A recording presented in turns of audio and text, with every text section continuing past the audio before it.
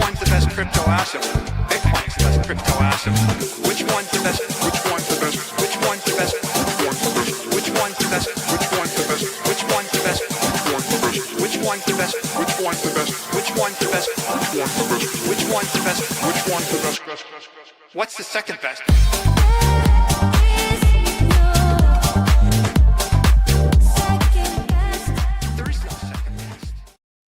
This is Discover Crypto. I'm your host, DZ, where every day we teach you how to make money with cryptocurrency. And I'm joined by a very special guest today. It is TJ. TJ driving the Chrysler 300. Do you feel like a new man? I do. I feel great. I would say I don't know if I'm a special guest, but I do feel special driving that car. It's a great car. It's really fun. Rides really smooth. Like a boat. Yeah, it is. It's like driving I'm like a nice pontoon on the lake, just cruising around, listening to the music. No, it's good. Good weekend. Got a lot of stuff done. And I'm up and along, so that's always good. I'm just like a psychopath last night. I was like, you know what? It's Sunday night. I'm going to just open along and go to sleep and then hope that it's up in the morning. So that's what I did, and it was. And Sunday night's not a bad time to long Bitcoin. So yeah, I'm in a great mood. Not a bad time. The markets have been doing some movements. We see you talking about Cardano ETFs. We're going to bring that up. We're going to talk about Bitcoin. We got a little bit of news with Solana as well. Type in your favorite altcoin. Maybe we're going to talk about it today. We can maybe add it into the docket, and we're going to look at some prices as well. But there's actually something that pretty serious happened in the crypto industry. Someone woke up and it was not what they wanted to wake up to. Nurse, you've been in for 7 years. ETH holder. Oh man, I can't wait to see my ETH portfolio. Who should tell them? TJ, who should tell them? It's not going to be me. I'm not going to be the one to tell them, because I'm like, look, man, just put me to sleep with you, and we'll try it again in 7 years. I don't even think he gets the ETH Classic fork. No. Oh man, yeah, that's it's real bad. I can't. This is where I realized, like, I can't say anything about opportunity cost when it comes to XRP anymore. I know we got a lot of XRP holders in the chat, and XRP was one that I moved on from into Solana for opportunity cost reasons. But I never let go of Ethereum, and I'm sitting here holding it and holding it and holding it and holding it and holding it. And I do think it's going to come back. Again, everybody asks, what's the thesis? My thesis is DeFi and stablecoins run through Ethereum. I think it's going to come back, but man, it's turning into a freaking heavy bag. Yeah, and it stings, but I saw Banter was posting about it. I replied to him. I think once ETH staking is live on the ETFs, I think Wall Street will increase their appetite, which will then lead to retail demand as well. Let's look at the retail demand of the crypto market here. We just hit refresh. Bitcoin is up 0.5% and ETH is down 0.6%. Solana, a little bit of a tumble here. It's down 1.1, but Cardano up 1.2 here. There's not really big movers except for a couple meme coins and a privacy token. Monero is up, and oh wow, TJ, we were looking earlier this morning. Fartcoin and Pepe and Bonk no longer the top gainers. Maybe losing a little bit of win there. Nexo is up, XDC and Tau. Folks, let us know. Type in Tau down below in the chat. I think I got to release a Tau video. Kelly's been talking to me about it. We got some long-term resistance that has been broken through, some bullish confirmations, a little bit of a pullback here. Tau, though, only up 21%. So I still think there's some opportunity here. If we click on Tau over the last month, I think it's up a lot more than 20 here. No, it's been crushing it, yeah. Last month is up 64%, 56% in the last 14 days. Maybe this is a little consolidation, might be a nice little entry around 350. So might have to put a little video out. As Steve says, there's only 21 million. They also have halvings, a little bit of a proof of work narrative there. So there's a lot of exciting things about Tau. So let us know if you're a holder. Yeah, I was going to say Tau might be my new favorite AI coin for this cycle. I mean, I know a lot of people talk about Near, a lot of people talk about Render, and then a lot of like DeFi AI or AI agent type stuff. But Tau, for a lot of reasons, kind of sits in the middle of, it's not as pumped up as a Near is, but how would you answer Richard here? How do people still put their money behind Tau? Is that an actual how question, or is that a why question? Ooh, that's a good point. It could have been a how. Could have been a how. Well, maybe that's a good point. Maybe I'll throw that in the video. It is. I don't think it's on Coinbase. Might be a little bit more difficult to buy versus other large cap tokens here. I think it is on Coinbase. Yeah. Oh, it is on Coinbase. Well, there you go. It's on the America's largest exchange. Now let's look at the largest dumpers. So we looked at the largest pumpers here. It's Athena, Fetch, and Pi Network kind of leading the way. WorldCoin. I guess people aren't excited about the WorldCoin metaverse. They don't want to join the WorldCoin Facebook. Dogecoin, a little bit of a peel back. But if you look at the weeklies, just maybe just some healthy consolidation. Stacks was up 20, WorldCoin's up 40, Dogecoin's up double digits as well. And the graph also peeling back some of the gains that it had, and Radium as well. But, you know, all these, I would say, not all, most of these probably going to have a lot higher highs later on in 2025. But let's talk about May. Well, let's talk about all-time high in May. TJ, chat, put in your odds. Is this 50% odds? Is this 90% odds? Is this only 5% odds? We get an all-time high in May.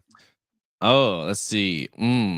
Odds. You said 5, 15, 50. I would say 90. I mean, if you're real bullish, I'm pretty bullish for a new all-time high in May. I'd say they're greater than 50%. I mean, we're sitting at 95. The 108 would be above 108. So basically 109, 110 would be all-time high. That's bullish here. Yeah, I'm right there with them. I would say I would put it around 70%. Yeah, I like 70%. I will put it. It starts with an S. So 60, 70, 79. I was trying to think if there's anything random that's 16. How about 69%? Got to be 69%. I'll take a 69.420069% there. Well, let's talk about new Bitcoin all-time highs in May. Here is why. There's actually some pretty compelling reasons, and we're going to go into the charts here in a little bit. Heavy liquidations did play a big role in Bitcoin's return to $95,000. This is people betting on Bitcoin going down, and as Bitcoin risen, they had to cover those bets, buying more Bitcoin, so it was a little bit of a short squeeze.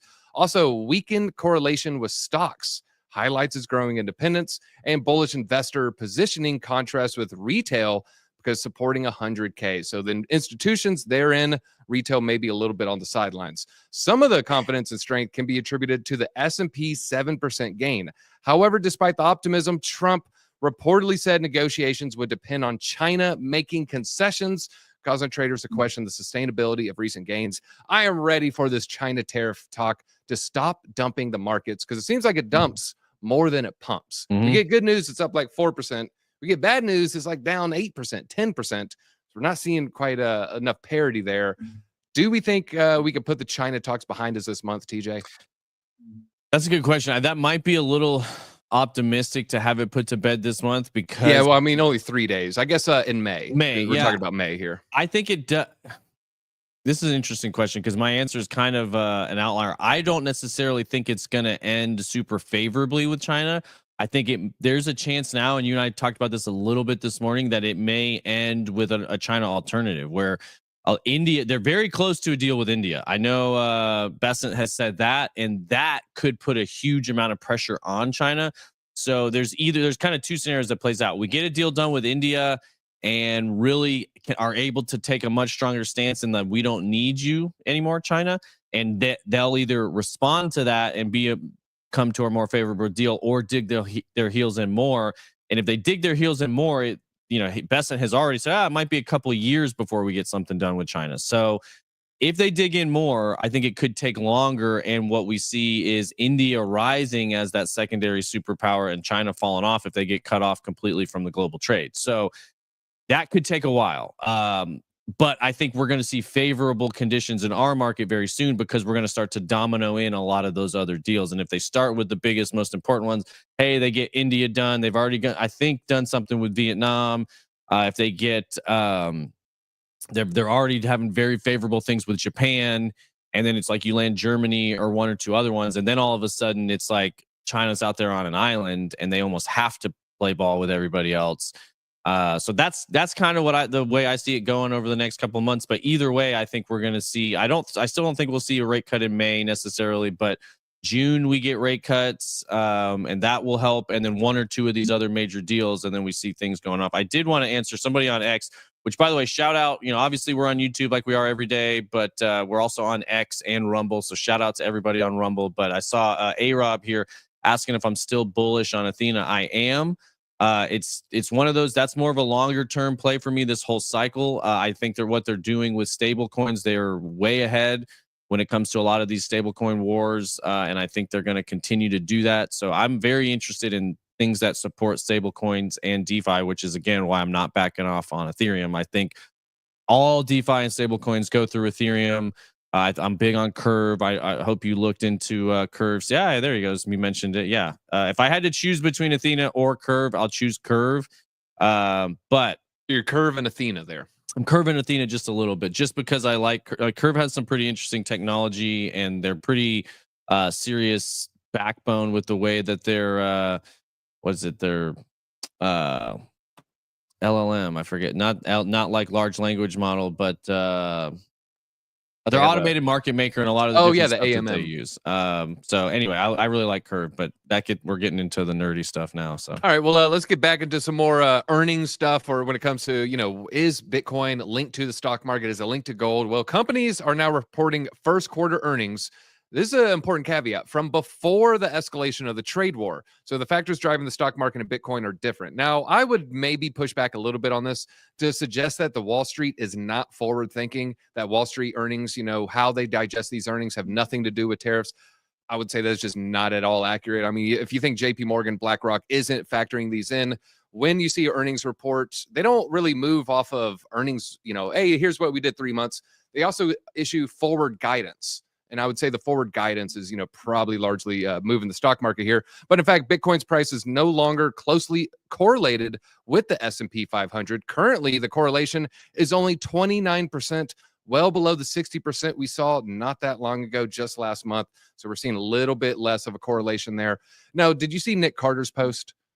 Let me try to grab it real quick. It was Nick Carter. He was talking about Trump and the economy and just the reaction to the bloodbath that we're seeing in the markets. Did you end up seeing that? I don't think I did. It's a pretty interesting point here. Let me see if I can. I think it's Nick_crypto, right?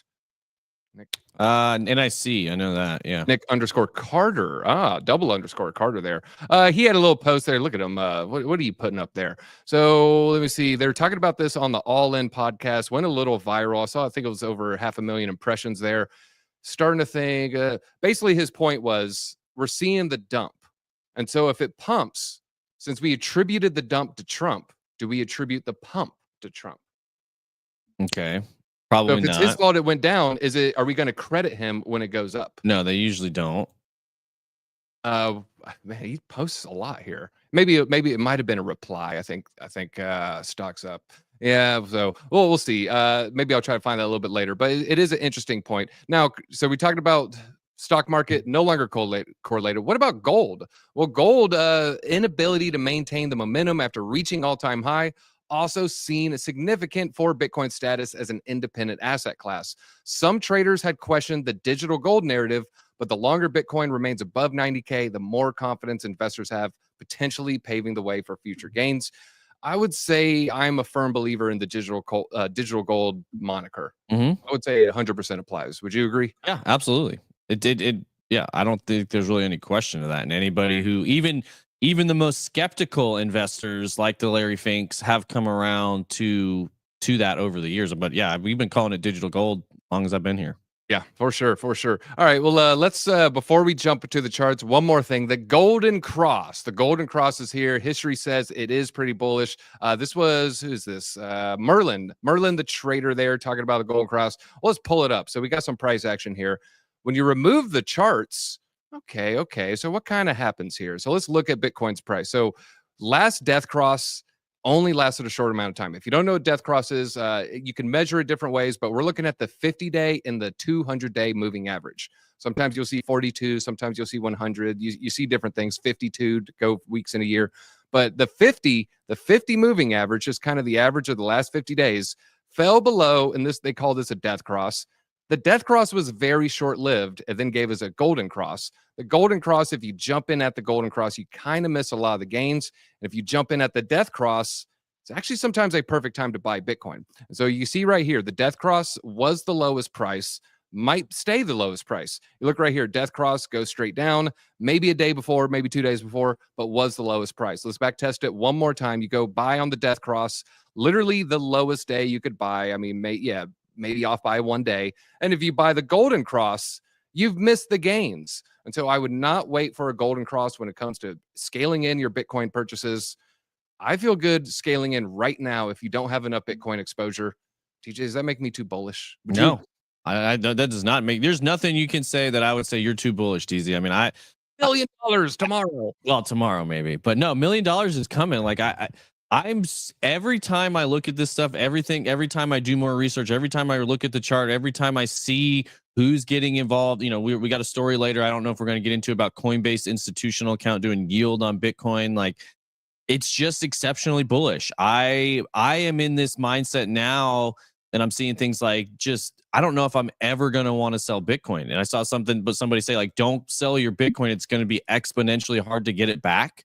I believe that's 100% true. Like, if you hold Bitcoin now, it's going to be very, very hard to get it back. So when you move out of it, when you trade out of it, if you're trading into altcoins, just be careful and make sure you trade into something that you think is going to net you more Bitcoin, because I really do believe we are, if you look at that gold ETF, maybe we do another video on this. Look at the gold ETF, like what happened to gold after an ETF was launched. I think it was in the year 2000. It was also BlackRock who did that.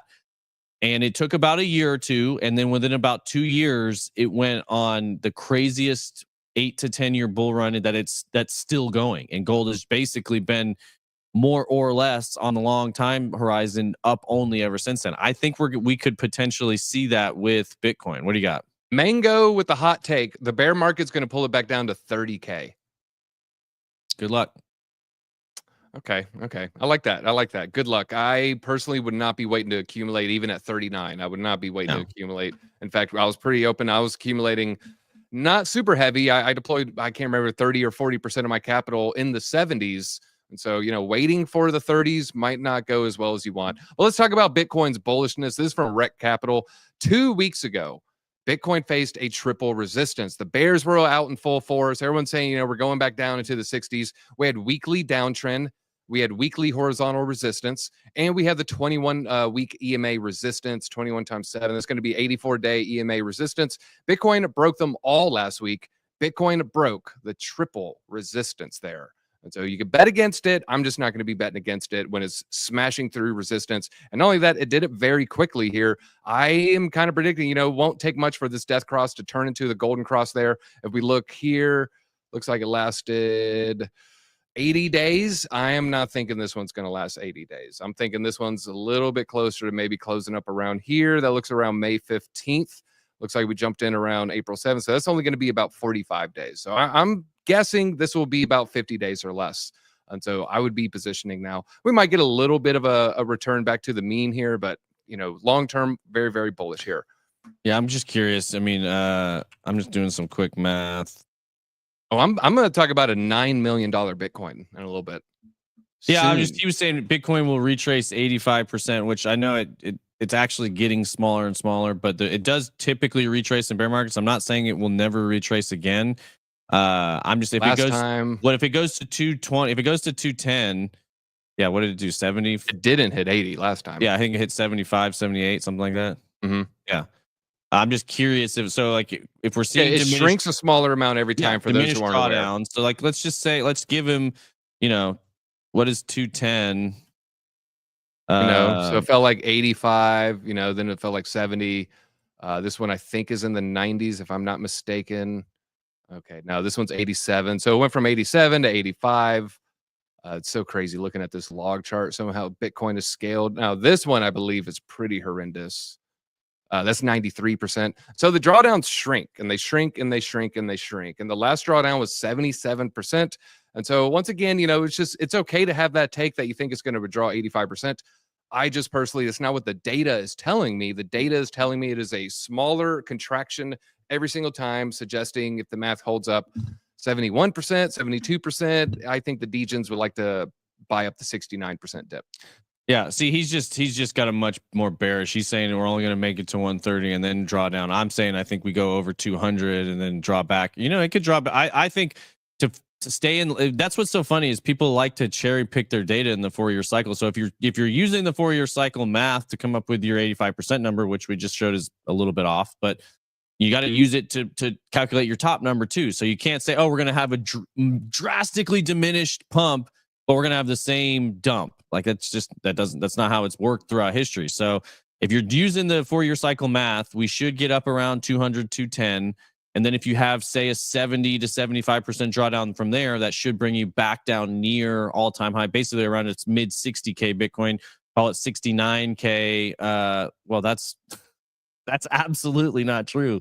There's so much, we're going to look at assets by market cap and, if it captures, like they're tokenizing treasuries right now, they're tokenizing the stock market. So I mean, the stock, what is there, $100 trillion on the stock market compared to like 2 trillion in crypto or something ridiculous? Yeah, that sounds about right. Yeah. Bitcoin was 1.7-ish right now. Yeah. So I mean, check your math. Check your math. All right, all right. Well, let's see here. So we talked about the downtrend breaking that, but this is very, very bullish. So it just gets harder for me to encapsulate, like, oh yeah, you know, I believe all these bearish cases. It's going to be more bearish than 2022.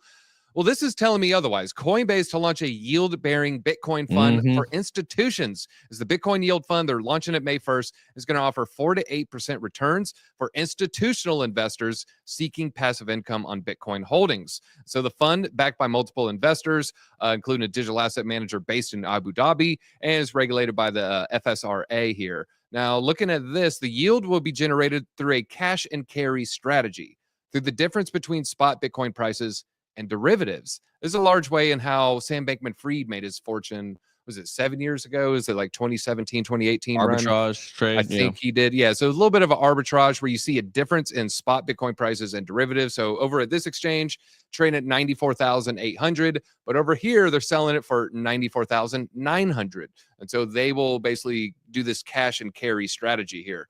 Now, unlike Ether and Solana, Bitcoin holders can't generate passive income through staking, at least without a DeFi protocol, a gap the fund is aiming to fill, according to their announcement. Now, Coinbase cited growing institutional crypto adoption as the reason behind the launch of the funds. And so they're saying there's an increased need. The institutions are banging at their door. Give us some yield on this Bitcoin. I'll tell you what, I'm going to buy a lot more Bitcoin. So, yeah, I think there is a world where you can hit 130, exceed that. I think there is enough cash to push us to 110. I'm just not choosing to be bearish. Well, here. I think this is part of setting up for the Bitcoin Strategic Reserve, right? You got Coinbase. Yeah, they want to make money with it. Yeah, Coinbase will most likely be the custodian of it, just like they are the custodian for all the ETFs, and all the ETFs want to start earning yield on this stuff. So, yeah, they're going to be, what did you said, 4 to 8%? Yeah, 4 to 8%. Luckily, I've got a institutional Coinbase account that qualifies for this, I believe. So we're going to be looking into. I think Buffett makes 12 billion. I think he made 12 billion this last year just off his like 3 some odd % off his U.S. Treasuries. Because he does the shorter term ones. So yeah, these people are going to have hundreds of billions of dollars, and if you give them 3%, they got 100 billion. That's $3-4 billion every 100 billion. And if you got like a Berkshire Hathaway, they have hundreds of billions of dollars. BlackRock, trillions of dollars. They're going to allocate some funds into a Bitcoin yield generating income strategy. So to me, it's just the writings are on the wall. But now let's talk about some moon math here. This is from Adam Back. Some say he's Satoshi. Bitcoin treasury firms driving 200 trillion hyper-Bitcoinization. 200 trillion. He's saying Bitcoin's market cap could hit above 200 trillion. Now, just for reference, before we go deeper into the article here, Bitcoin's only at 1.8 trillion. Gold at 22 trillion. So that would be 10x gold's market cap. Now, we're really talking about that value of money is basically worthless at this point. But 200 trillion is over 100x. So we're not talking about 900K Bitcoin. We're talking about a $9 billion Bitcoin. If we go to the Bitcoin, $9.4 billion or million dollar Bitcoin, million. Sorry. So almost a $10 million Bitcoin. That's a little bit much though. I don't know about that one. That one's a little bit, but again, you got to in a hyper Bitcoinization world, if the whole world is running on a Bitcoin standard, it's plausible. Is it absolutely insane to think about? Absolutely. Let's get to 250 first. Let's get to 500,000. Let's get to 1 million. Let's just get the new all-time high. That's all we want. There's plenty of people out there that have been talking about these numbers, and that's what's crazy to think. Hal Finney and some of these guys that were there at the very beginning, Adam Back was there at the very beginning. They conceptualized, and it really, and this is kind of Michael Saylor's point. If you hear him getting frustrated with XRP holders, do this math too. If you hear him getting frustrated with like news anchors and stuff, a lot of times this is it when he's like, he feels like people just don't understand. And if it really is a winner take all type of game where if it worked, either it's everything or it's nothing in their minds. And there really is no middle ground where it's like, oh yeah, it's out there it's a good asset, but it's but it's competing with gold and it's competing with the stock market. It's competing with all these other things. And like Adam Back and Michael Saylor, and I would argue many others probably feel like, no, it's not. It's in a league of its own. It's not competing at all. And it's only a matter of time until all of the, you know, value flows there, because that's generally how it goes, where, you know, the wealth of the world flows to the hardest asset. And so they just think it's just a matter of time. I don't know if it's 1 year, 10 years, 20 years, or 100 years, but it will happen. And it's like Thanos. It is inevitable. It's well, happening. this is a good point here. You know, if it is this new currency, we'll go into that a little bit. Larry's got a fair point. After the countrywide power cuts in Spain, Portugal today, France, etc., the fully digital currency world does seem slightly scary. Well, Okay, say there's rolling blackouts for 48 hours. We have a cash backup, I suppose. no, we don't. That's the thing. We are on a For fully gasoline. Well, yeah, gas pumps won't work. I could probably buy a pack of Skittles with a $1 bill, maybe. But where are you getting your cash? Just what I had pulled from the ATM before the Right, power your went out. $100. Oh man, that's a good point. That's what I'm saying. We are in a digital world already. Like 90, I think it's more than 90. It's definitely over 90%. It may or may not be over 95% of all cash, all dollars in circulation are digital dollars. So people that think we don't already live in a digital world, they're just, you know, not paying attention. Everything is digital. So yeah, if there's a global blackout on the entire world, the main currency you're going to want to have is lead. You know, make sure you have lead. Brass and lead. Yeah, because those are the main things. Yeah. Chicken embryos. That'll be a good one too. We're going to talk about eggs in a little bit too. Investment firm. All right, so this is back to Adam Back's point here. Let's just kind of break down Hyperbitcoinization, the road to it. So with firms with Bitcoin-focused treasuries are front-running global Bitcoin adoption, which may see the world's first cryptocurrency soar to 200 trillion. This is where it gets nuts. In the coming decades, he's not even really going that far out. So governments worldwide are starting to recognize the properties of Bitcoin. According to Adam Back, co-founder of Blockstream and inventor of Hashcash, a precursor to Bitcoin, a sustainable and scalable 100 to 200 trillion trade front-running hyper-Bitcoinization. This just refers to the theoretical future where Bitcoin soars to become the largest global currency, replacing fiat money due to its inflation, due to fiat money's inflationary economics and growing distrust in the legacy financial system. If you had to say, you know, you're in Vegas, you're putting $100 down on a year this happens, TJ, what year is this? Now, I don't see this happening in 10 years. The very year bullish. I mean, it looks like Children of Men is the world I'm envisioning, right? It's like Hunger Games where this would be happening, like 2052, maybe. That'd be my year, 2052. And what was it? A price number or? Well, Bitcoin is the largest global currency, replacing fiat money. So basically, Bitcoin would have a more value than all the U.S. dollars. More value than or replace? See, I don't see a world where we don't have representative currency being used. I just think it at some point will be backed and based on Bitcoin, kind of like that's what they're trying to do to the US dollar, right? If they get this Bitcoin strategic reserve, then the dollar will be backed by Bitcoin, and it actually has some hardness to it. But 2040. Yeah, I would put it as the most valuable asset in the world, which at this point means it passes gold. You know, I guess essentially is if in that category. I could see between 2035, 2040. I could see something like that. Absolutely. I remember the video commercial where everyone swiped cards and then the one guy read a check 10 years ago. I remember the first time I went to a gas station, it was shortly after I moved here. The first time I saw someone tap their phone, I was like, whoa, that's crazy. Now look at us. We're all going to be paying with our Neuralinks in the soon. All right, well, let's talk about MicroStrategy. We're going to talk about Bitcoin adoption. Got to talk about little Mikey's buy today. Reported buy. So they spent another $1.4 billion, nice. 15,000 Bitcoin. I like that he's buying with size now. Yeah. And wait till you see some of these numbers. So average price, $92,000. They increased their holdings. This is what I thought was the best part. They increased their holdings 3%. It's actually kind of significant if you think about it.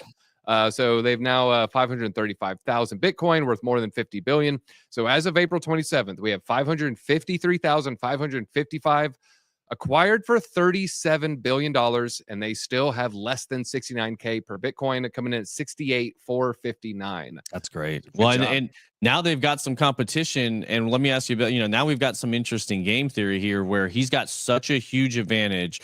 We covered last week 21 Capital launching. There's another one in Brazil, I think, that just launched, another competitor basically doing this. And we're seeing more and more and more, which is what I've been saying was going to happen. We're going to see many of these Bitcoin treasury stock market, basically buy this stock for exposure to Bitcoin happening more and more.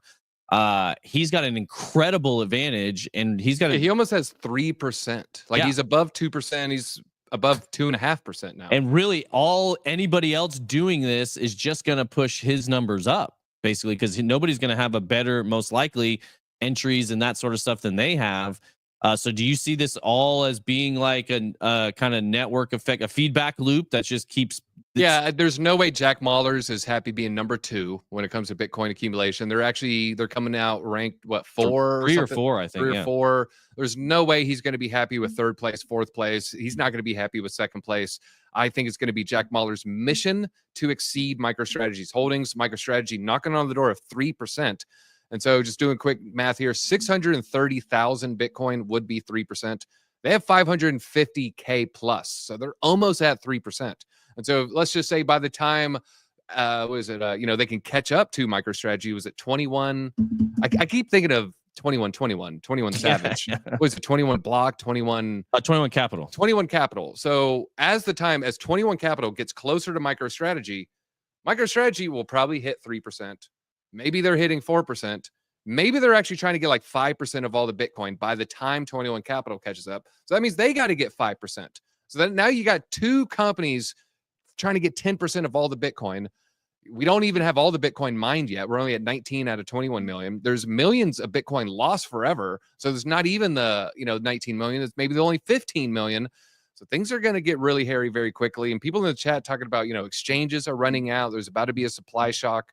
Things are about to get very, very bullish over the next decade. Yeah, I don't know if I posted it over the weekend or this morning, but I saw the same thing. But basically, this supply on exchanges is dropping like a rock. Like it's fallen hard in the last, even just in the last couple of months, it's dropping off. So as soon as that runs out, it's getting real crazy. So. All right, well, let's just kind of look at the numbers. Bitcoin supply and demand. This is a good time for this post here. So global ETFs, this is April. We don't have the full month, but, we can look at March. We can look at February. The Bitcoin ETFs were in the red February, March. They took a lot of profits. They're buying heavy. You can see how heavy they're buying back in February 2024. Bitcoin hit new all-time highs around January. Boom, they start selling their Bitcoin. Well, now they're reaccumulating again. So they bought 22,000 Bitcoin. MicroStrategy in this month has bought 10,000 Bitcoin. Public companies have bought almost 5,000 Bitcoin. And El Salvador bought 25 Bitcoin. And so there's not nearly enough Bitcoin for how much Bitcoin is created. HODL 15. I mean, this is just another number. ETFs bought 10 weeks worth of newly mined Bitcoin supply last week. And that's just the ETFs. That doesn't have MicroStrategy, doesn't have the other public companies. El Salvador, I don't even know why it's on there. Doesn't have the quarterly buys from Tether. And so there is not enough Bitcoin for all the demand. Right now, you still got a lot of whales selling on OTC. That will run out. There's not enough. There's only finite whales comfortable selling Bitcoin under 100K. Mm-hmm. Sure, maybe they got it in cheap, but a lot of these people, they're freaks, all right? They're zealots. They're evangelists. They're not going to let go of their Bitcoin. Well, I'm probably going to die with it. Yeah, when even the ones that don't, it kind of comes back to what my kind of 10-year why it will take a year or two to work through it. But say the price does get up to 200K. There are people that bought Bitcoin at $13 or whatever. They have a ton of it. And for 200K, set their family up, legacy, generational wealth kind of thing. Okay, I can part with it for that price. But then to the institution that acquires it at that price, they're not parting with it anytime soon, and they're going to, start earning yield on it, and they're going to be giving yield back to their investors and their shareholders. And so that, to me, that's the transition that's happening right now, and it's somewhat unfortunate, I guess you could say, because what's happening is it's leaving the hands of the people, it's leaving the hands of retail and getting into the hands of the institutions and the big money. But once that happens, it can just go up and up and up and up. And that's what I think will happen, is because there won't be once they're done with whales, there aren't any more whales that bought Bitcoin for under $200 that are parting with it. Now it's just, okay, they got to get it from MicroStrategy. They got to get it from 21 Capital. They got to get it from the United States. They got to get it from, Germany. You could have got it from Germany, I guess, pretty easy. But Germany's going to be kicking themselves forever for that sell. But oh man, that stings. Now, Steady Bug, one of our favorite bears here. If I don't wash my socks, there's a supply shock. Does it make my dirty socks a store of value?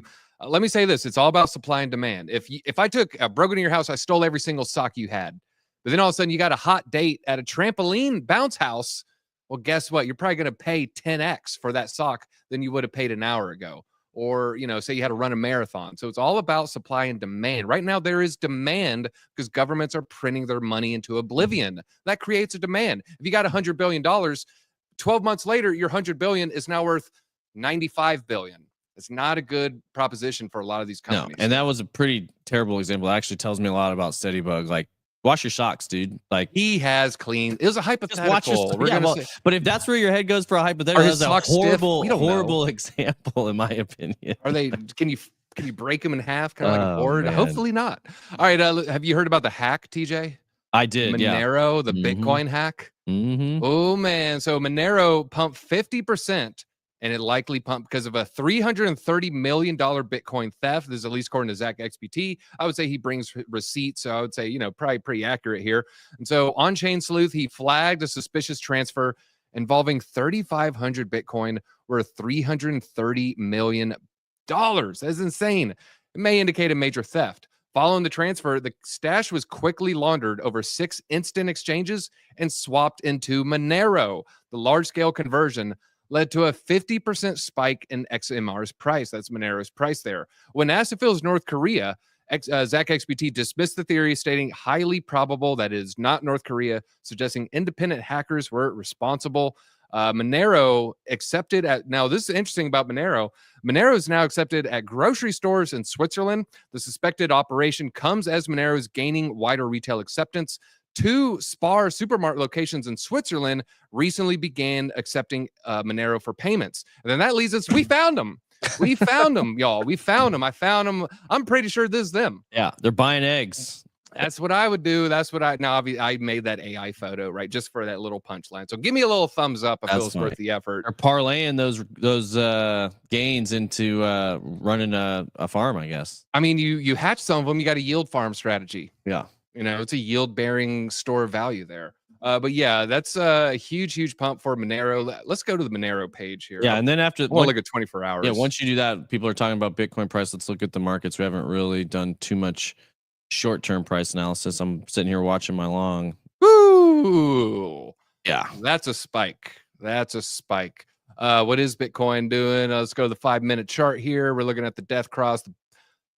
Okay, Bitcoin, a little bit of a tumble here, coming down to kind of where we started. I did post a long during this dip. Maybe I'm a little underwater here. It's just an 8 along. Ooh, a little bit more than I was thinking here. We are down. Oh my God, I was going to close it at 7. I know. I was going to close it. I didn't have a stop loss because I was getting ready for the live stream. So it's the same. I had this. I had. Let me see if I can get this. I was going to say that too. I had this one open this morning. Scurry out of the trade if it gets ugly here. This was up like 45, almost 50% this morning. I was gonna I was like, I'll leave it open for the show. It was up almost over $1,000. And I was like, I should probably close it. This is when you set it right before you go to bed. You wake up. It's probably on Sunday nights. Generally, it's been a pretty easy trade to make. We've been bullish into it. So we're having a hard time breaking back above that. And this is L Bank, by the way, guys. This is what we use to trade. Let me. I saw this little area of control support, and I was like, okay, all right, this is clearly an area to pay attention to when it comes to Cardano price action. And I was like, all right, there's action at this level. I was like, all right, we're coming down to retest it. I'm just going to put in a little trade. I'm going to scurry and run away if it turns ugly. It turned ugly, but I was live with you guys. So just please hit that like button. Help me feel better about should I just do $50 on a 50X? Sure. Why not? I will. Why not? I will. Well, if you guys could, though, if you want to join this competition, if you are trading, use that link. You get a lot of rewards. We've been having a lot of fun doing it here recently. I'm in like 3rd place. Somebody came in and knocked me out. I'm in like 3rd place in the competition right now. So I got to get some more trades in because I think it wraps up. It's like I think there's 5 or 6 more days left. It's volume based. So no, Josh is on his way to Dubai for Token 2049. That's where he is today. But yeah, if you guys are enjoying trading, we really like L Bank. You get all those rewards. They've been a great partner. So the link is in the description and in the chat.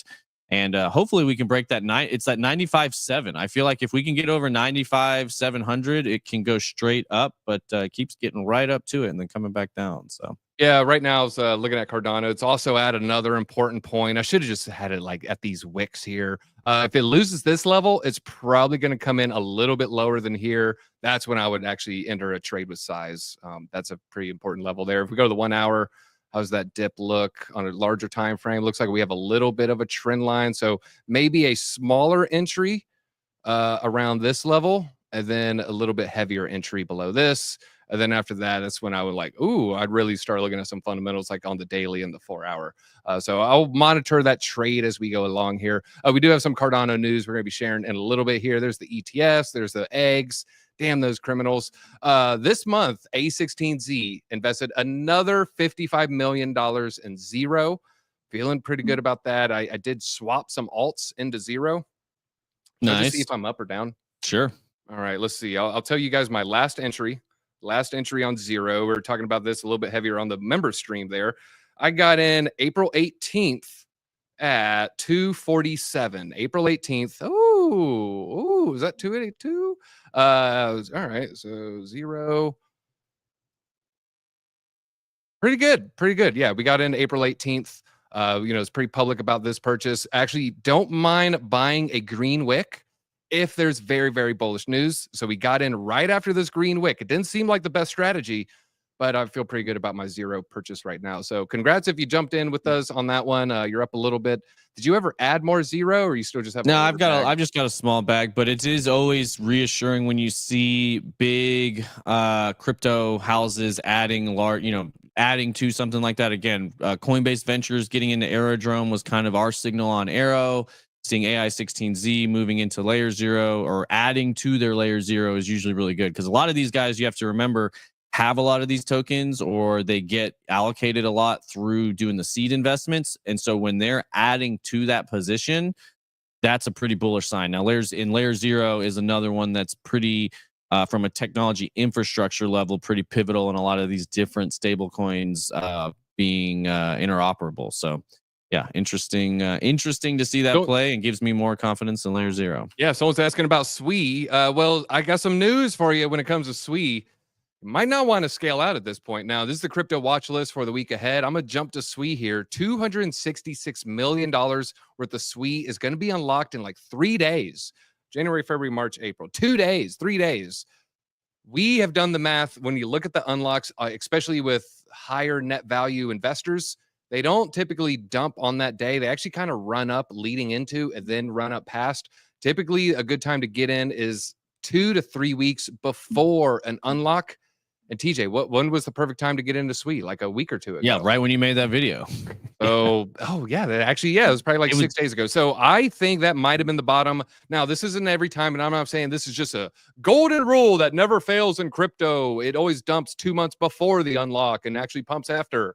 But that does happen more often than not. So I would not worry about, there's going to be unlocks. You're going to have some, I don't want to say maybe low information traders who are just assuming the whales that it holds SWE are going to get this giant bag of SWE, then be like, market sell. That's probably not what's going to happen, though, if I had to guess. All right. Now there's also Aave news. Aave's new staking mechanism is going to be launched soon. Sonic Summit starts on May 6th. No word on Mr. Dr. Robotnik, whether he'll be there.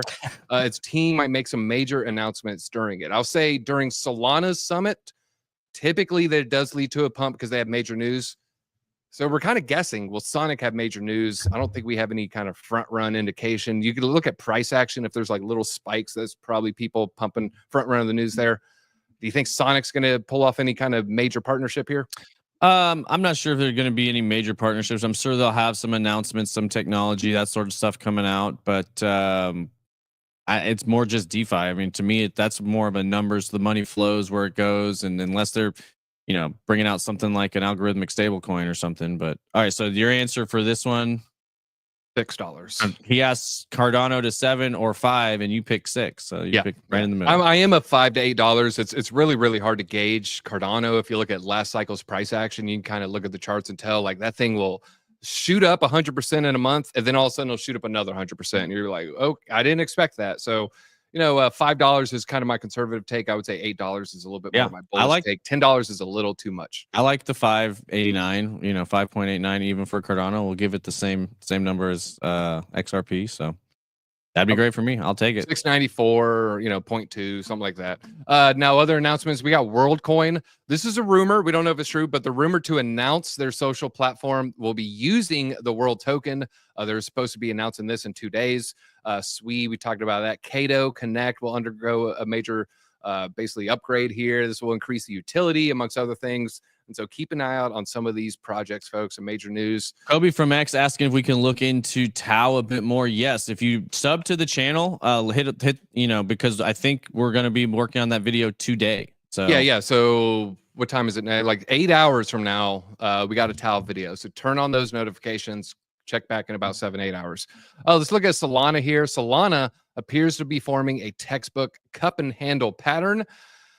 Why does he always do the log charts? Ollie charts. I love Ollie's charts, but sometimes he does the log pattern, and it looks like he's given us a $4,000 Solana. Hey, gets me excited. I know why he does it. It sounds great. I'm pumped for it. Maybe do the math with not log. So let's we'll look at it both ways. So this kind of highlights I don't want to say why you shouldn't use a log chart, but this just highlights, how risky it is. Different it is. That's a good way of putting it. So I like using, there's so many shapes here. What are we looking for? We're looking for the orb or the circle. I know it's here somewhere. There we go. So we're going to be looking at, I guess we'll be looking here. I don't know where it's at. So we're just going to draw the drunkest thing we've ever seen here. So let's go ahead. Cursor, boom. So we got a little cup. And we got a little handle. And then the way you're going to run this is basically the neckline of the cup is what they call it. You would measure the move from the bottom to the top of the cup, and then you would measure the breakout. So let's just see. Oh, God. It's on log. I didn't realize I started on log. So this is his moon math. His moon math, I mean, even if we go in from the low part of the handle, $3,400 Solana. $3,400. Let's go to a regular chart. Whoa, what happened? All right, so now we're a little bit more into the realm of possibilities here, something that could actually happen. We need to tighten this cup, tighten the cup, redraw. This is our Solana price prediction using the textbook cup and handle pattern. I like doing the cup from the breakout of the cup, especially bullish projects like this. Looking at a $500 Solana. I would say $500 Solana, very doable. It's 517. Yeah. Roughly. I'm happy. I'm definitely excited for a $500 Solana, but man, a $4,000 Solana. Yeah, 3,500 just sounds way better. It's like ETH 2020, 2021. I mean, so yeah, that feels a little bit better. Now, I'm actually interested. How many tokens are there of Solana versus Ethereum? So we look at Ethereum circulating supply. We're looking at 120 million ETH, 100 million. So if we go to Solana circulating supply, 600 million. So to reach some previous ETH prices, you're looking at a much, much larger market cap because there's a lot more tokens. So yeah, a little unlikely to be replicating 2021 ETH price action, I would just say. All right, let's talk about Cardano. So that's Solana. Cardano, Grayscale is stacking up on Cardano. ADA ETF odds just skyrocketed 20 to 70%. Is an ADA ETF about to drop sooner than we think? And we go to the poly market odds for a Cardano ETF in 2025. Started the year, it was pretty low. It got as low as, I would say, 18%, 19%. Had a little dip there, got into the 30s. Now we're looking at 50. Oh, we're right at 50-50. So, TJ, this is a coin toss. Mm-hmm. Where are you landing on this coin toss? Cardano ETF in 2025. Or I don't know where they're at in the filing processes and all that kind of stuff. But I do know we probably should have put it in the rundown today, or maybe we covered it Friday. But XRP, maybe it was over the weekend they got one approved. It might have been Friday. It's like two at once. Yeah, it was a futures ETF. I think we are gonna, and supposedly I saw something. I don't know if this is real. Something about a Pudgy Penguins ETF. I don't know if that was a troll. It's a filing. I mean, there's also the Melania ETF application. I put the odds similar. A madman about Arena. Yeah, we are interested in doing. That's the AVAX streaming thing. I know Drew does some stuff in the Arena. We have talked about it, so. We are open to doing that potentially in the future. But Cardano ETF in 2025, coin toss, I'll say sure, why not? I think it's going to be one of those, once the regulatory framework is clear, they're approving all sorts of things. I I think they're gonna lean from like why not deny it to why not approve it. You know, previously it was just like they were looking for a reason to say no. Now they're gonna feel like they're gonna be looking for a reason to say yes. So I think that being said, I think ETFs are gonna have somewhat of a lesser and lesser impact. Like the Bitcoin ETF was notable, the Ethereum ETF was notable, and now if we get like 10 alternative ETFs, I don't think it's going to really be all. I mean, it's impactful in the sense that it's easier for people to buy, it's easier for big money to get exposure, but it's not going to necessarily be the same impact as the Bitcoin ETF. Bitcoin ETF right now, especially to me, that's the other thing that gets me very excited about Bitcoin's future is the performance of it. It was far and away the most successful ETF launch of all time. You know, only to set, you know, gold being number 2, and it's blown away the gold numbers. And so, an Ethereum ETF, not even close to it. And I think the further down you go with altcoins, it will be similar. It's not the same as the Bitcoin ETF. But why would they say no when ETH has an ETF? Sometimes it's not about saying no; it's about kicking the can down the road. And so there's things where like SEC has a review process, and there's also the comment process, and a lot of processes. And so it's all about, you know, are they trying to streamline it and make it fast, kind of like what they did with Bitcoin for BlackRock? So kind of my guess there. You know, or are they going to drag their feet and just make sure all the T's are crossed? Yeah, it's not as much fun to know as not yet. Yeah. I mean, some would say, you know, maybe they're waiting for BlackRock to accumulate a bag before they give it the green light. Would you say that's too conspiratorial? Right now, Grayscale's loading up.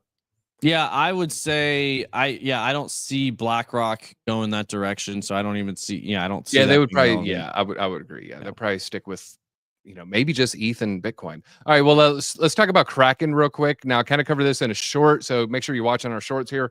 100 million ADA and 300 million Snake has now been deposited to the Kraken exchange. They're following the wallet there, and so definitely, you know, Snake is going to be listed on Friday, I believe. It's UTC, so maybe it's like Thursday night or Saturday morning, but Snake's going to be listed. Snake has been doing fantastic. I feel pretty good sharing that meme coin call with you, especially when you look at some of the other meme coins that have been not doing so well. Dave Portnoy's picks are down at least 97%. Some are down 99%. So just be careful when people try to get you to buy meme coins.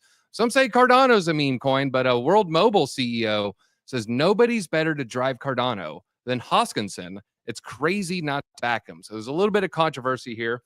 So according to him, Hoskinson and IOG are better suited to drive Cardano's growth than any other entity. And this comes days after several community members have criticized Charles Hoskinson's request for additional funds. He's got his hand out. He's asking for money here. And so in a live stream over the weekend, Charles revealed that he and IOG have been working for free since 2020.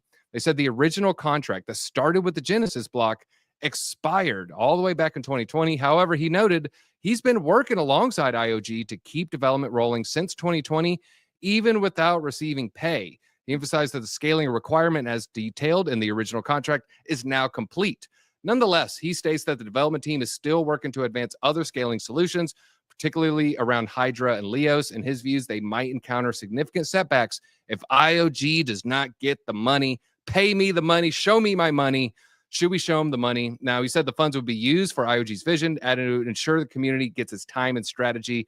This comes after a week they requested $26 million, worth $20 million, 26 million ADA, worth about $20 million for a 12-month research and development program. I say give Charles $20 million for IOG to operate for 12 months. Would you say that's too much? Would you say that's a good, fair amount? Where do you land on this one? If you're voting with your ADA, would you say 20 million for 12 months research and development, fair or not fair? So they mad at him for asking for 20 mil. I guess I don't really know how many devs they have or what they would do. 220 full time is what I've been told. That's a lot. That is a lot.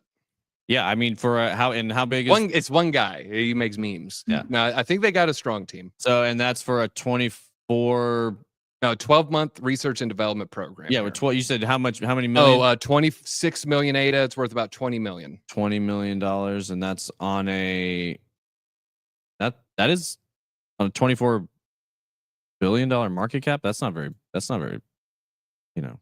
Yeah, do it. That's not very much at all. Chat, yay or nay? You get to decide whether Charles Hoskinson gets to spend $20 million. Are you a yes? Or are you a no? Are you hitting it with the gladiator? You did good, gladiator. Or are you saying, nah, put 3 more lions in the pit? Yeah, well, I mean, it's like I would say, I would just look at a percentage. You're asking somebody to increase what your expectation would be is like, can they take Cardano from 24 billion to 100 billion, right? To 150 billion, 200 billion, like Ethereum. So, you gotta have to kind of Who compare and cares? know. The Cardano community cares a lot. Yeah. They care a lot right now. It's a lot of backlash right now, but I don't know. I'm Team Charles. He is a pretty smart guy. He seems like he's been a fair steward of the ADA ecosystem. So, I would give him the thumbs up there. And apparently Trump has said something. See the price is pulling back pretty hard. We're back at kind of last night level. I mean, pulling back hard, meaning like back to 93K. Let's go the 5 minute. Yeah, let's see. I don't know if Trump said something. Somebody in the chat earlier said Trump said something about tariffs, and so anytime he speaks on tariffs, That's how I led the stream. Yeah, don't like he said to Putin, stop! Exclamation point. That's me. Trump, stop. Yeah. I feel like Ron, stop, from freaking Jersey Shore or something over here. I went to Kobe SE. I don't see anything super new, but yeah. If you guys, what was said, I didn't see anything new either. So it's a fake Bloomberg report again. Hopefully not. Now Jerome Powell is defying Trump. Speaking of Trump, Jerome Powell is defying him, keeping restrictions at the Fed. And so it does look like they're discussing a number of changes. The policies seem to indicate his willingness to defy Donald Trump. And they said, despite the Fed's claim to have withdrawn crypto guidance and compliance, Lummis and Caitlin Long said the actions are mere lip service. And, maybe behind the scenes, it's not quite as hunky-dory. We're kind of wait to see how this goes. You think, Caitlin Long could just be kind of saber rattling here. So she's saying supposedly the restrictive guidance that the Fed approved, to her dismay, she found that the guidance remained in place. And so this crypto custodial services complying with consumer anti-money laundering and anti-terrorist financing laws. Maybe it's just taking them a while to get their ducks in a row, when it comes to sign this 1,000-page document if you want to sell crypto. I would say that. I think this stuff's going to take time. It'll get worked through in the next couple months. It seems like it's heading in the right direction. But yeah, I agree. This is their job to make sure it gets done and make sure that they don't just say it and not do it. The Caitlin Longs and the Cynthia Lummis, which they're just doing their job to say like, wait a minute, you guys came out and made the announcement, but you didn't actually take any literal steps to move in this direction. So it'll happen. Federal Reserve, really shouldn't be telling banks what they should and shouldn't do in a lot of ways. But he's not going to, I know he can't fire Powell and he knows he can't fire Powell. All of this is a lot of political theater, in my opinion. Bitcoin is going to move this summer, regardless of what all these other people do. They will print money. The M2 supply is going crazy. Rate cut is going to happen in June. Like all of this other stuff is just to kind of shake and manipulate, I think, people's emotions that are attached to their investments. And if you can remove your emotions as best as possible, follow through with your own convictions. Like if you believe they're going to continue to print money as they've been doing, just buy Bitcoin. If you think everything's going to change for some reason and there's going to be a whole change in the world, to me, I still buy Bitcoin. So to me, it's like both scenarios, whether positive or negative, because I feel like people think a lot like, oh, you think Bitcoin's just immune to macroeconomic conditions. It's like, no, I'm analyzing these macroeconomic conditions and I know that they're good for Bitcoin. Maybe not good on a day, maybe not good in a week or a month, but over the long term, having eroded trust between different trade partners is extremely bullish for Bitcoin. It's the number one endorsement for Bitcoin when nations can't trade each other to settle, like you don't have enough trust in the US dollar to settle global trade in it. You're going to try to find something with no third-party intermediary that can't sanction you out of existence. That's good for Bitcoin. And if they're printing tons of dollars to make that happen, that's good for Bitcoin. So if the dollar is battling to remain the reserve currency, that turns out to be positive for Bitcoin. If things are getting chaotic, that turns out to be positive for Bitcoin. So I feel like a lot of people that have been in traditional markets for a long time like to tell me that I don't understand what's going on, when I feel like, well, no, you actually haven't been here for very long. You weren't maybe involved in Bitcoin back when COVID happened. And yeah, did it impact Bitcoin? Absolutely. Just like it impacted all the other markets. But guess what? Bitcoin grew exponentially during that time. 2020 to 2021 was one of the better runs Bitcoin's seen recently. And I think we're going to see it again in 2025. And I just get frustrated with people telling me, you don't get it. And I'm like, no. I do get it. I do understand traditional markets. You don't get Bitcoin. And we're seeing a lot of people from the traditional finance world coming in now trying to tell Bitcoiners that they don't get it, when it's like, well, what do you mean? We've been here, so we got it first.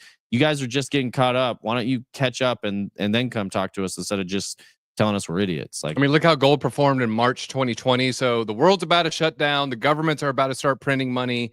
Hard assets are going to be worth more. And then COVID, knocked gold down 15%, which, semi-significant for gold. Went from 1,700 to below 1,500 there. So this was the narrative. Well, gold's definitely a great store of value. Countries are about to start printing. We still got to dump. Now, did it wash into the system? Yeah. Oh, it's over. It's here. I told you it was worth it. I think gold went on a little bit of a bear trend there. So you never know what to expect. Now we zoom out. Yeah, look at that lower high. Lower high, and then boom, gold went off to the races. So you can see a little bit of the same price action with Bitcoin. God, look at that. That's nuts. This isn't even log, or this is regular, but yeah, look at that thing. That thing is just going parabolic. Let's look at Bitcoin on the small time frame. When I was looking, it looks like it was kind of trying to do a newer lower low. Man, look at that. The bulls and the bears are fighting. They're fighting as we speak. Now, this is just before a scalp trade. We are starting to see a little bit of strength in the relative strength index here. So maybe get a little bit of a short-term turnaround here. But when we zoom out, let's say you go to the 1 hour, we're definitely losing strength. There's some bearish confirmations right here. You can see the RSI created a lower high while the price made it a higher high. So, maybe losing a little bit of strength here. So it might come back down. Maybe test this. Was this the 50? This would be the 200 on the 1 hour. So, maybe hit some of those technical targets there. All right. There's also this news with the government. Coinbase calling for an end for the SEC staff to be able to own Bitcoin. Should the SEC be able to hold Bitcoin, TJ? I guess. Why not? Yeah, why not? I'm pro freedom. I think anybody should be able to hold assets regardless. Like, I don't think you should need regulatory bodies telling you what you can and can't do. So should they be able to buy fart coin? Yeah, well, that's what I'm saying. Why not? Anything they want to hold. Okay. What if they're ruling on digital assets? Like, they know fart coin is going to get approved for an ETF. Should they be able to buy fart coin? Well, that's the problem I have, is that's where, I don't think they should be making those rules for anybody, so that's, I'm in that weird libertarian world where it's like, I don't believe in a lot of regulation and control over who can own what. I believe in a true free market, which often means you're going to get a lot of people get wrecked in a free market. So it's like, I don't believe in protecting people from themselves, essentially, because it's one of those, you ask everybody like, hey, do some people need to be protected from themselves? And like 8 out of 10 will probably say yes. And I'm just making these numbers up. Then you go ask them, do you need to be protected from yourself? And 8 out of 10 will say no. So who gets to decide who needs to, get their rights taken away? And that to me is an extremely slippery slope. So, I'm more on, free market, personal freedom of choice. It's your money. You can do what you want with it. And, should a regulatory body be making all these rules? No. So if they aren't, then they should have the freedom to do what they want. But if you are living in a regulatory world where people have an unfair advantage because they can set the rules and change the standards, then no, they shouldn't be able to use that as a weapon, which unfortunately that's the world we're in now. That's why they say we're in crony capitalism, because we don't really have a free market. We have a fake free market with some people closer in that can make the rules and work them to their advantage. And that's the world we live in. So you got to. It was James Brown who said we live in a man's world. Okay. So I think we live in Satoshi's world. We do have a little hopium question here. American Pool Guy. So he's wondering, in between stealing chlorine from residents' houses, he doesn't do that. Hopium for us who can only DCA into Bitcoin, $50 to $200 a week. DCA is the way. It is the ultimate strategy. Dylan LeClaire has this post here. Daily DCA strategy. It's a little bit older stats here, but daily DCA strategy starting January 1st, 2021. Top of a market. Top of the market. Look at that. Bitcoin up 46%, NASDAQ up 17%. This is actually like maybe not a great time to start DCAing into Bitcoin. Either a year before or 2 years later would have been a little bit better. But yeah, great strategy. Sorry. Yeah, about 2 years later, a year and a half later. Bitcoin up 46, NASDAQ up 17, gold up 11, S&P up only 9%. Yeah, DCA is the way. I've kind of gotten to the mentality, stop selling my Bitcoin, maybe for, a little bit of arbitrage at the top of a market to just keep in tether, keep it locked away, you know, earn some very low safe yield, 3, 5, 6%, try to buy Bitcoin later. Sure, maybe that strategy. But as far as like, you know, when you first get into crypto, you see some Bitcoin, but you have some Bitcoin, but you have this like shiny altcoin over here. And you're like, I'll sell Bitcoin, get that. It'll go up a lot more. Then, you know, I'll sell it and buy more Bitcoin. Sometimes it goes up a lot more. Then you write it down. And then it goes down 80% real quickly. And the Bitcoin only went down 40, 50, 60%. And you're like, oh, well, now I have less sats than before. And so, yeah, DCA is definitely the way. I think it's going to be, you know, one of my main strategies. And I think as the market matures, I think that's going to be a lot of people's strategy as well. It's like buying silver coins or, you know, just DCAing into a little stock portfolio there. So very, very good strategy. Do not give that up. Now, last story I want to share here. This is weird. Is someone lying? Who is lying? IMF confirms El Salvador's compliance with Bitcoin non-accumulation commitment. So do you remember when this news came out? The IMF said, you cannot buy El Salvador. You cannot buy Bitcoin anymore. You're in the IMF. But then remember a day later, Bukele bought a Bitcoin. Or they bought 10. Yeah. And then they bought one a day. Well, people are like, well, who's lying? So the IMF said, you can't do it. El Salvador says we are doing it. I just want to, for whatever reason, I couldn't highlight this article here. But Forbes called out the government's confusing communication policies, highlighting that the IMF, this is what the IMF says. They suggest that they're just moving previously acquired Bitcoin to their public address. That feels like a scandal. That is interesting. Now, who do we believe? Bukele or the IMF? Because the IMF said, no, they're just moving it to a public address. They're not buying more. Well, what about this? What if that's what El Salvador is telling the IMF? But it may or may not be true. So who's telling the truth, though? Yeah, that's true. I mean, maybe the IMF thinks it's true. Right. IMF, that, you know, like the IMF says, well, wait a minute. We see over here that you told us you were going to stop buying Bitcoin, but this wallet keeps going up. And they're like, oh, well, that's actually old Bitcoin. Yeah, we stole it from, you know, cartel members last year. I don't know. That's a good question. Trende Aragua Bitcoin. I think the only person who might know the answer to that one is, but maybe that's what Trump and Bukele were actually talking about. Maybe that was really what the meeting was. Does MS-13 stand for a million Satoshis? I don't think that's what it stands for. I think it might. Oh man, we just got canceled. Did it come out? I don't know if we're allowed to talk about that on YouTube. So. I'm Mexican, TJ. I can say whatever I want about gangbangers. No, I'm part. My father was born in Mexico. I'm a quarter Mexican, but that still gives me blanket authority. Right? I get immunity. It does. If Tate can get away with what he gets away. Aragua. If you are Timu Andrew Tate, you know he gets away with a lot. So I am not saying the words he says. No, well.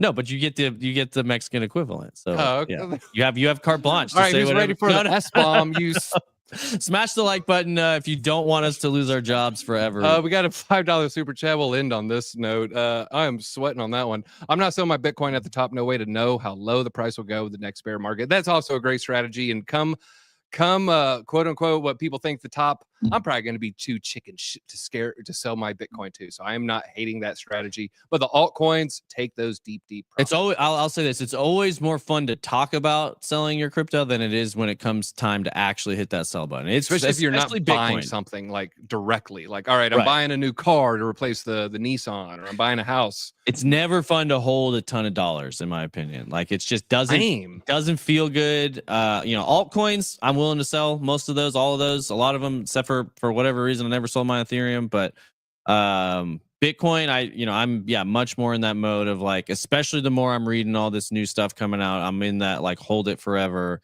I don't, a lot of people talking about one Bitcoin will be enough to set your family up forever, 10, 15 years from now. And I'm starting to believe it. I'm starting to really believe that. So, oh man, you guys are funny. My dad's mother was Italian, so that's where the quarter comes from. But hit that like button on the way out. We got a Tal video coming your way from the Italian DZ. That's a quarter. All right, that was a little bit of a stretch, but I appreciate hanging out. Tal tonight. Turn on those notifications. Then we're gonna have some fresh reports from Josh. He's in Dubai. He's at was it Abu Dhabi, right? Token 2049. I assume so not Dubai. He's at the UAE. Yeah, I don't know where it is. I thought it was Dubai, but maybe it is Dubai. He's on a sand dune somewhere. Yeah, he's in the desert. He's in the desert.